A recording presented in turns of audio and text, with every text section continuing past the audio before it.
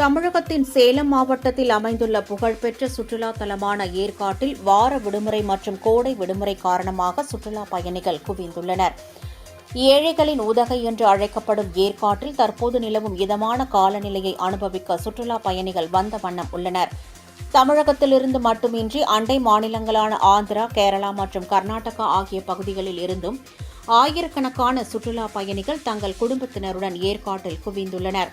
இதனால் சுற்றுலா பயணிகளின் பிரதான ஈர்ப்பாக விளங்கும் ஏற்காடு படகு இல்லத்தில் வழக்கத்தை விட அதிக கூட்டம் காணப்பட்டது.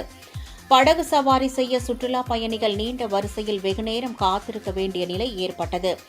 எனினும் ஏரியின் குளிர்ந்த காற்றையும் இயற்கை அழகையும் ரசித்தபடி பயணிகள் உற்சாகத்துடன் சவாரியை மேற்கொண்டனர்.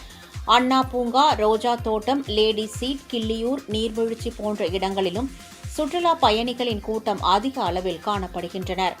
சமவெளி பகுதிகளில் அதிகரித்து வரும் வெப்பத்தின் தாக்கம் காரணமாக குளுமையான சூழலை அனுபவிக்க மக்கள் ஏற்காட்டை தேர்ந்தெடுப்பதால் வரும் நாட்களிலும் சுற்றுலா பயணிகளின் வருகை அதிகரிக்கும் என எதிர்பார்க்கப்படுகிறது.